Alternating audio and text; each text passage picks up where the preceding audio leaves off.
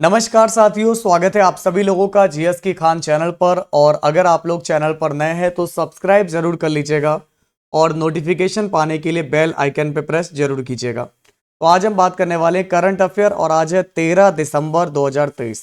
तो आज के रिगार्डिंग एग्जाम के पॉइंट ऑफ व्यू से जितने भी इंपॉर्टेंट क्वेश्चन है सभी परीक्षाओं के लिए सारे के सारे क्वेश्चन डिस्कस करेंगे। तो हर रोज सुबह 7 बजे देखना ना भूलिएगा। करंट अफेयर की खान बनाएगी आपको पहलवान। तो चलिए शुरू करते हैं बिना किसी देरी के। पहला सवाल आपकी स्क्रीन पर आपके सामने है। सुप्रीम कोर्ट ने संविधान के आर्टिकल 370 को निरस्त करते हुए फैसले को बरकरार रखा। इस आर्टिकल को राष्ट्रपति ने कब हटा दिया था? तो आपका सही जवाब होगा 5 अगस्त 2019 को इस आर्टिकल को राष्ट्रपति के द्वारा हटा दिया गया था। आपको पता होगा दोस्तों, यहां पर सुप्रीम कोर्ट ने किस बात का हवाला देकर फैसला दिया है।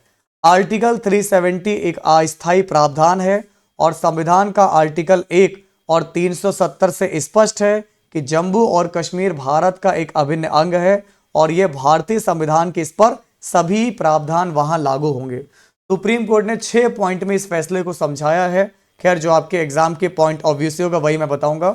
सबसे खास बात यह है कि अब जम्मू कश्मीर में चुनाव होंगे और चुनाव आयोग ने 30 सितंबर 2024 तक जम्मू कश्मीर विधानसभा में चुनाव कराए जाने के लिए बात रखी है।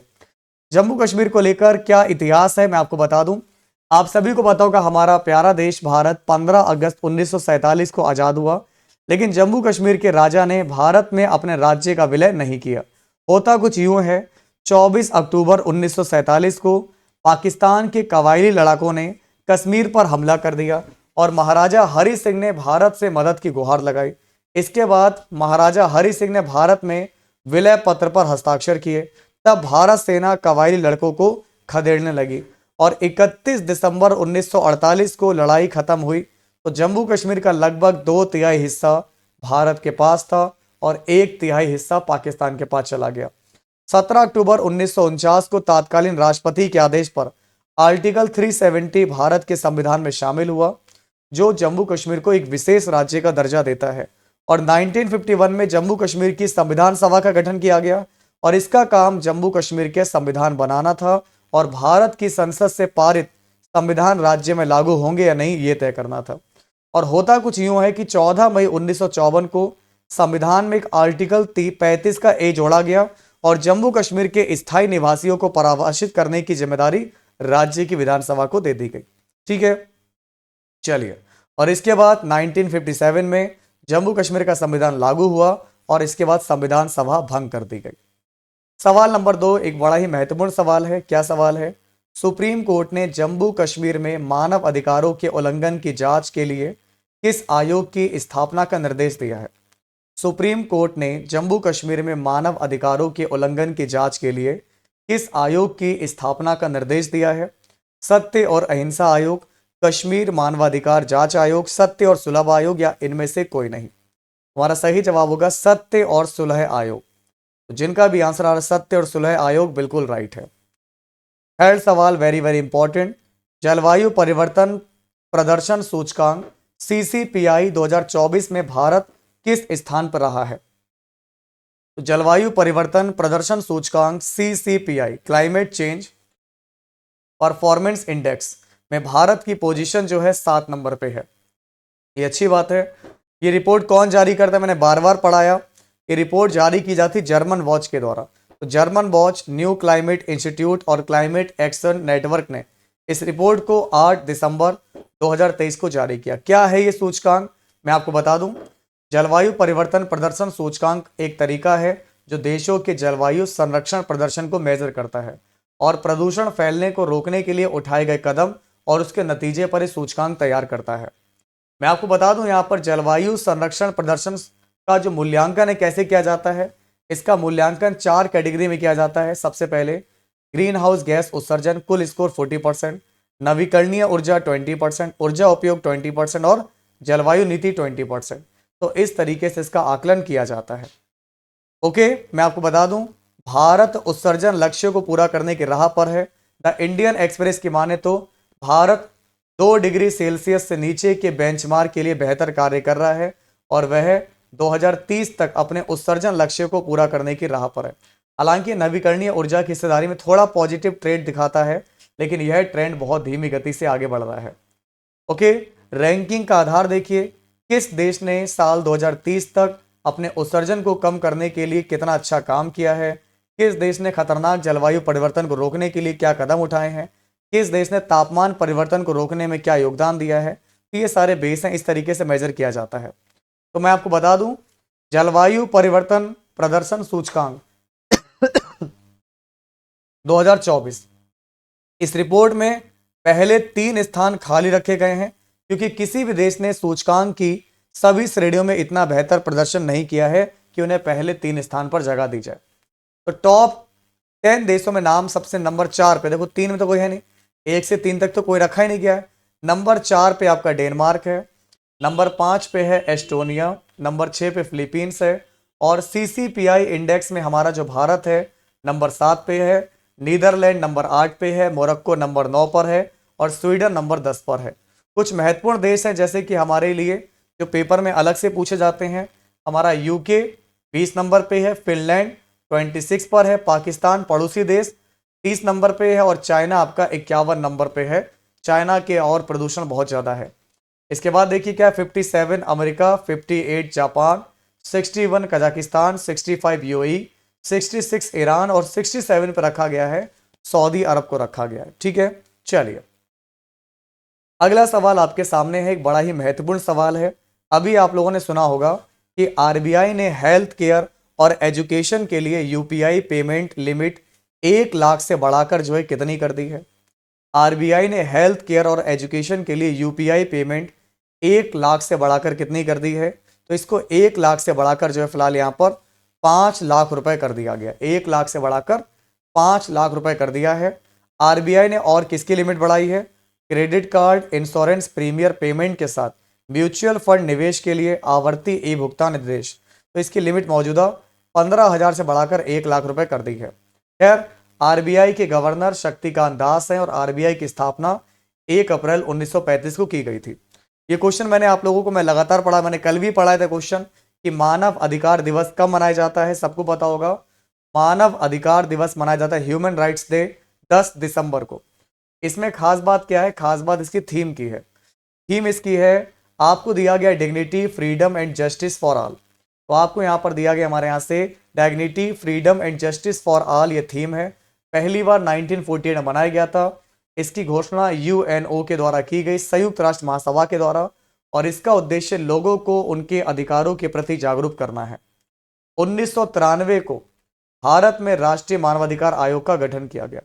भारत में मानवाधिकार आयोग बना है 1993 में, ये भी याद रखना एग्जाम के पॉइंट ऑफ व्यू से। ठीक है, चलिए नंबर 6 सवाल आप लोगों को पता होगा दोस्तों, यहाँ पर पिछले साल आपने देखा होगा कि लोग जो थे केवल प्याज सूंघ कर काम चला रहे थे, प्याज इतना महंगा हो गया था। तो मैं एक बार फिर से बताना चाहूंगा, केंद्र सरकार ने कब तक के लिए प्याज के निर्यात पर प्रतिबंध लगाया है, जिसका विरोध महाराष्ट्र के किसानों ने किया है।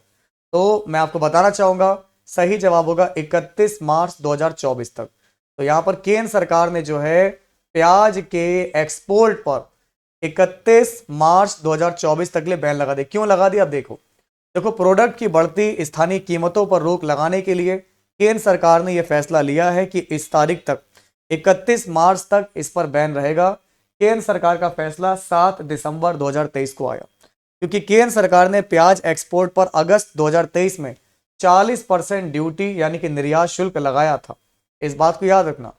प्रतिबंध के बाद किसानों का विरोध प्रदर्शन है, क्योंकि इससे जो है किसानों को यहाँ पर क्या हो सकता है। तो प्रतिबंध घोषणा के बाद महाराष्ट्र के नासिक जिले में किसान सड़कों पर उतर आए हैं और उन्होंने यहाँ पर कई सारे स्थानों को ब्लॉक किया था। खैर, मंडी में नीलामी को रोका गया है। कुछ एशिया की सबसे बड़ी थोक प्याज मंडी है, जैसे कि लासलगांव है, चंदवाड़ है, नंदगांव है, डिंडोरी है, ययोला है, उमराने है, नासिक, इन सभी पर इस नीलामी को रोका गया है। और इसमें जो है एग्रीकल्चर प्रोड्यूस मार्केटिंग कमेटी में कोई नीलामी नहीं होने के कारण 600 से अधिक प्याज से भरे वाहनों को विंचूर में भेज दिया गया। महाराष्ट्र की बात करेंगे, महाराष्ट्र की कैपिटल मुंबई। महाराष्ट्र के वर्तमान राज्यपाल है रमेश बैस और महाराष्ट्र के CM है एकनाथ शिंदे। सवाल नंबर 7, आप लोगों ने तो बचपन में CID का नाटक बहुत देखा होगा, CID शो। तो किस लोकप्रिय टीवी शो के फेम एक्टर दिनेश फडणवीस यानी कि फेड्रिक्स का निधन 5 दिसंबर 2023 को हो गया। तो ये है सीआईडी। तो जिनका भी आंसर सीआईडी आ रहा है बिल्कुल राइट है। हम लोग बचपन में सीआईडी बहुत देखा करते थे, आपको पता होगा। तो दिनेश फडणवीस फ्रेडरिक के बारे में, इनका जन्म 2 नवंबर 1966 को मुंबई में हुआ था। ये एक टेलीविजन अभिनेता थे और लंबे समय तक चलने वाले इन्होंने भारतीय टीवी शो सीआईडी में इंस्पेक्टर फ्रेडरिक का किरदार निभाया था। इसके अलावा उन्होंने सरफरोश, मेला, सुपर 30 जैसी फिल्मों में भी काम किया है। सीआईडी के बारे में आपको बता दें, सीआईडी एक टेलीविजन शो था जिसकी शुरुआत 1998 में हुई और 2018 तक ये एपिसोड चला था। इसका पहला प्रीमियर 21 जनवरी 1988 को हुआ था और अंतिम एपिसोड 27 अक्टूबर 2018 को प्रसारित हुआ। सवाल नंबर 8 आपके सामने है। किस देश के लेखक शेरिंग ताशी को साहित्य अकादमी की प्रेमचंद फेलोशिप से सम्मानित किया गया है? तो किस देश के लेखक हैं शेरिंग ताशी जिसको साहित्य अकादमी की प्रेमचंद फेलोशिप से सम्मानित किया गया है? तो राइट आंसर आपका हो जाएगा भूटान होगा। जिनका भी आंसर भूटान आ रहा बिल्कुल राइट है। शेरिंग ताशी जो है एक भूटानी लेखक है और उन्हें 8 दिसंबर 2023 को साहित्य अकादमी प्रेमचंद्र फेलोशिप से सम्मानित किया गया है। मैं दोस्तों आपको बताना चाहूंगा यहाँ पर आप लोगों के लिए कुछ इंपॉर्टेंट पॉइंट है आपके सामने। प्रेमचंद्र फेलोशिप का नाम लोकप्रिय हिंदी लेखक मुंशी प्रेमचंद्र के नाम पर रखा है, जिसे साहित्य अकादमी ने 2005 में उनकी 125वीं जयंती पर स्थापित किया था। यह भारत की राष्ट्रीय पत्र अकादमी द्वारा दिया जाता है। यह सम्मान भारतीय साहित्य पर रिसर्च करने वाले संस्कृति और साहित्य के क्षेत्र में प्रतिष्ठित व्यक्ति को दिया जाता है या फिर भारत के अलावा दक्षिण एशियाई क्षेत्रीय सहयोग संगठन के रचनात्मक व्यक्ति को दिया जाता है। आज मैं आपको बताऊंगा दोस्तों लेखक शेरिंग ताशी के बारे में। ये एक भूटानी लेखक है। इन्होंने गैर काल्पनिक साहित्य के क्षेत्र में कार्य किए हैं। इन्होंने और भी कई सारी किताबें लिखी हैं। वह भूटान इकोज लिटरेरी फेस्टिवल के सह निदेशक भी हैं। ठीक है ना। चलिए, इसके अलावा साहित्य अकादमी को देख लीजिए। साहित्य अकादमी भारत में साहित्य और भाषाओं के प्रचार प्रसार के लिए समर्पित एक ऑर्गेनाइजेशन है और इसकी स्थापना 1954 में हुई थी। ओके, यह एक संस्कृति मंत्रालय के अधीन एक स्वायत्त संस्थान है। नेक्स्ट क्वेश्चन देखिए। दिसंबर 2023 में जयपुर वैक्स म्यूजियम में किस महापुरुष के मोम के स्टैचू का अनावरण किया गया? महात्मा गांधी, अंबेडकर जी, भगत सिंह जी, राजेंद्र प्रसाद जी। तो 23 जयपुर में वैक्स म्यूजियम में किस महापुरुष के मोम के स्टैचू का अनावरण किया गया? सही जवाब होगा डॉक्टर भीमराव अंबेडकर। मैं आपको बताना चाहूंगा दोस्तों, म्यूजियम के संस्थापक के मुताबिक बाबा साहब के मोम के पुतले को भारत की दूसरी महान शख्सियत missile man doctor Abdul Kalam Azad statue के साथ राष्ट्रपति भवन के सेट पर स्थापित किया गया है। इस स्टैचू की हाइट 5 फीट 11 इंच है। वजन करीब 38 किलो है। Doctor B are Ambedkar ji की बात करेंगे। 14 अप्रैल 1891 को उनका जन्म हुआ था और इनका निधन 6 दिसंबर 1956 को हुआ। ठीक है, चलिए अब देखिए आपका अगला सवाल क्या है। Very important. उत्तराखंड में ग्लोबल इन्वेस्टर्स समिट 2023 का उद्घाटन किसने किया? तो उत्तराखंड में आपका ग्लोबल इन्वेस्टर्स समिट 2023 का उद्घाटन किसने किया? तो इसका उद्घाटन किया प्रधानमंत्री नरेंद्र मोदी जी ने। मैं बता दूं 2 दिवसीय शिखर सम्मेलन था। 8 और 9 दिसंबर 2023 को वन अनुसंधान संस्थान देहरादून उत्तराखंड में आयोजित किया गया और इसकी थीम थी शांति से समृद्धि। पीएम मोदी जी ने यहाँ पर क्या क्या कहा है, कुछ इंपॉर्टेंट पॉइंट हैं। इन्होंने सशक्त उत्तराखंड पुस्तक और ब्रांड हाउस ऑफ हिमालयाज को लॉन्च किया है।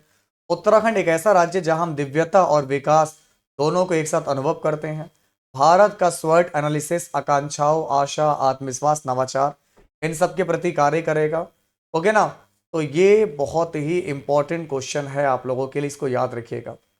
इसके अलावा सवाल नंबर 11 की बात करेंगे।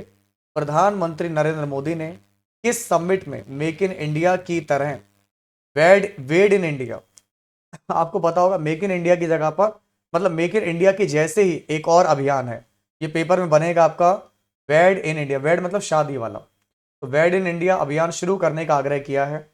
तो ये कहाँ बात करिए? Uttarakhand global investor summit 2023। Wed in India का मतलब होता है मतलब भारत में शादी करना, तो दूसरे देशों में शादी करना हमारे हन्ना सेठों का फैशन बन गया है। द हिंदू न्यूज़पेपर के मुताबिक मोदी ने कहा कि उन्हें आश्चर्य होता है कि भारत के सभी अमीर लोग विदेश में शादी करने का चलन कैसे अपनाते हैं।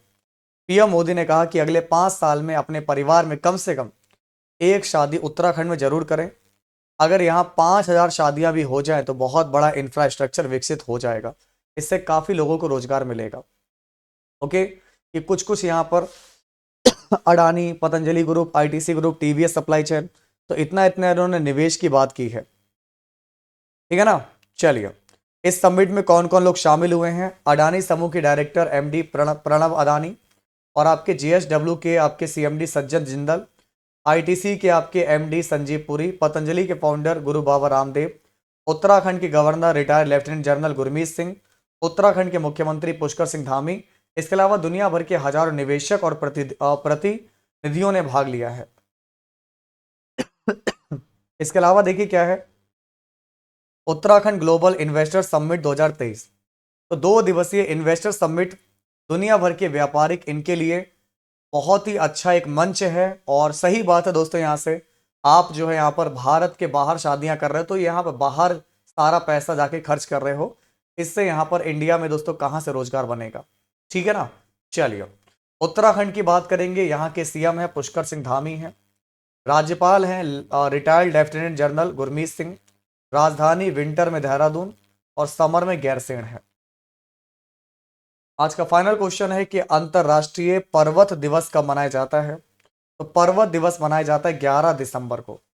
इसकी थीम है रीस्टोरिंग माउंटेन इकोसिस्टम्स।